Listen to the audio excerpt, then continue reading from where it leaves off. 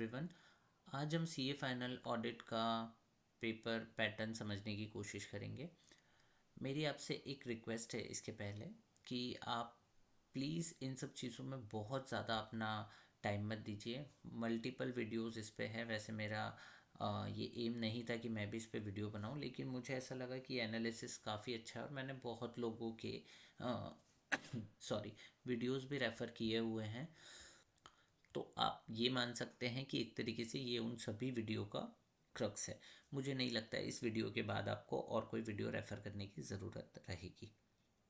तो देखिए, वैसे अ, आप लोगों को भी ये चीज़, इसमें से मैक्सिमम चीज़ें ऑलरेडी पता है, लेकिन फिर भी एक क्लैरिटी के लिए आप इसको रेफ़र कर सकते हैं। देखिए, मैंने यहाँ पर सबसे पहले लास्ट 4 अटेम्प्ट में कहाँ कहाँ से क्वेश्चन उन्होंने पूछा है ये लिख दिया है। साथ ही साथ में एक समरी बना दी है।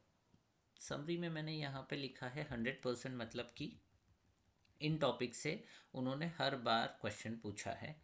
75% मतलब कि 3 बार पूछा है 4 में से, और 50% मतलब 4 अटेम्प्ट में से 2 बार पूछा है।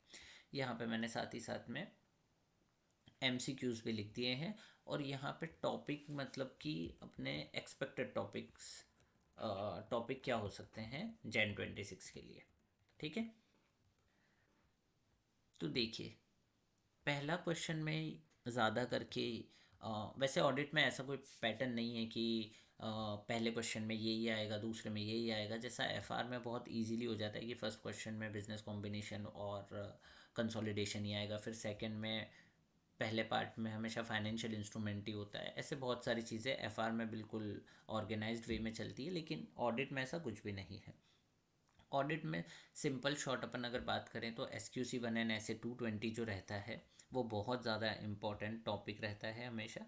और आप इसको अच्छे से प्रिपेयर करें, क्योंकि ये लोग क्या करते हैं, ICI इसमें क्या करता है कि जो छोटे छोटे टॉपिक्स हैं ना, जो आप छोड़ के जा सकते हैं, जैसे इंटीग्रिटी ऑफ क्लाइंट आता है तो सभी लोग इसको आंसर कर ही देंगे, तो वो इंटीग्रिटी ऑफ क्लाइंट या ऐसे जनरल टॉपिक, लीडरशिप वाला टॉपिक, एथिकल रिक्वायरमेंट, ये चीज़ें नहीं पूछता है। उसकी जगह थोड़ा सा रिमोट टॉपिक वो लोग एड्रेस करते हैं। तो आप यहाँ पे ध्यान दें कि सारी चीज़ें बहुत अच्छे से कर लें।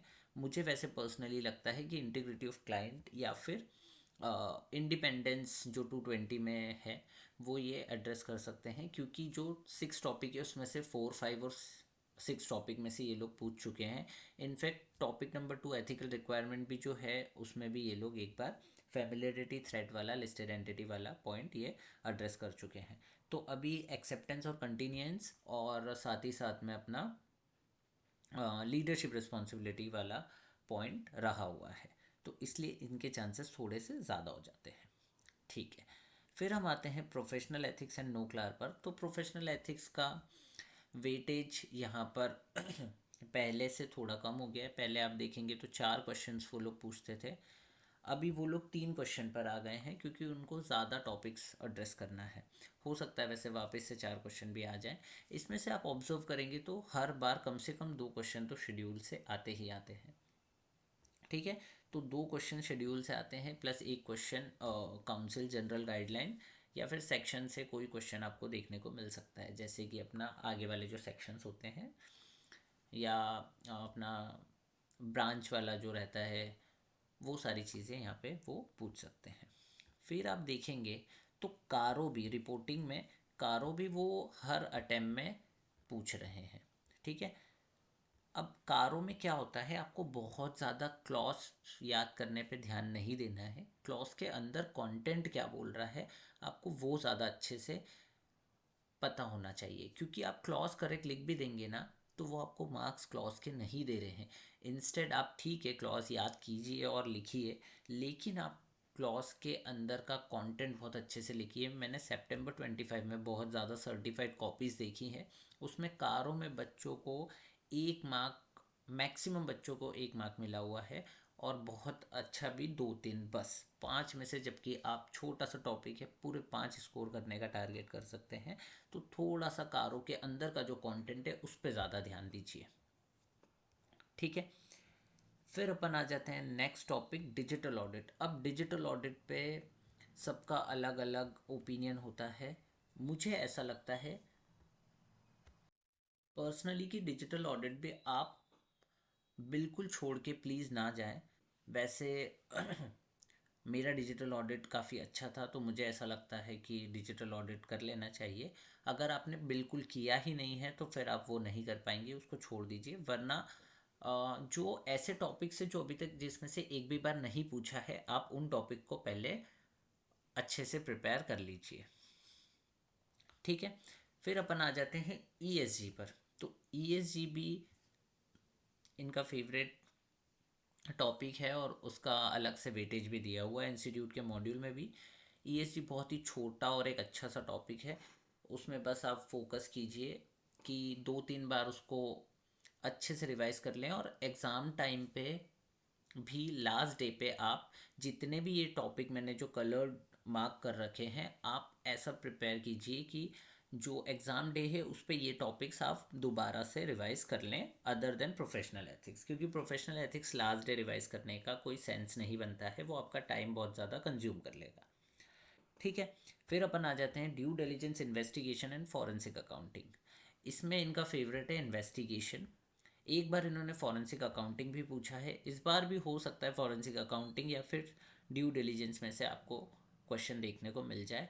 लेकिन इनका इस चीज़ में कोई पैटर्न नहीं है कि ड्यू डिलिजेंस ही मिलेगा, लेकिन फिर भी मुझे ऐसा लगता है कि वो आने के चांसेस कंपैरेटिवली ज़्यादा है। ठीक है, फिर आ जाते हैं अपन नेक्स्ट टॉपिक पे, जो कि है एनबीएफसी। एनबीएफसी में आप एक किसी का भी रिवीजन लेक्चर अच्छे से देख लें, क्योंकि एनबीएफसी में ये एक क्वेश्चन के साथ साथ सारे अटेम्प्ट में इन्होंने क्वेश्चन भी पूछा ही है, प्लस साथ साथ में एक एमसीक्यू भी ये ज़रूर पूछते हैं। ठीक है, ईएसजी में भी एक क्वेश्चन ज़रूर एमसीक्यू पूछते हैं, डिजिटल ऑडिट में भी, इनफैक्ट कारों में भी, और प्रोफेशनल एथिक्स के तो 2 एमसीक्यूज तो कम से कम आपको मिल ही जाते हैं। तो ठीक है, उसके बाद आप ध्यान दें तो जितनी भी स्पेशल सीरीज़ है, जैसे कि अपना 800 भी मैं स्पेशल सीरीज़ में ही काउंट करूँगा, फिर अपना 2400, 3400 और 4400। इन्होंने 2400 ही इस बार पूछा था, 3400 और 4400 इन्होंने नहीं पूछा था, लेकिन मुझे लगता है कि नेक्स्ट अटेम्प्ट में ये 3400 और 4400 सीरीज़ भी पूछ सकते हैं।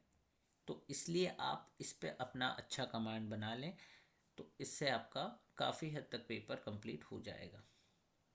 इसमें आप एक चीज़ ध्यान रखिए कि छोटी छोटी चीज़ें जो है उसको भी आप लिख लिख के प्रैक्टिस करें, ताकि आपके यहाँ पे मार्क्स लूज़ ना हो।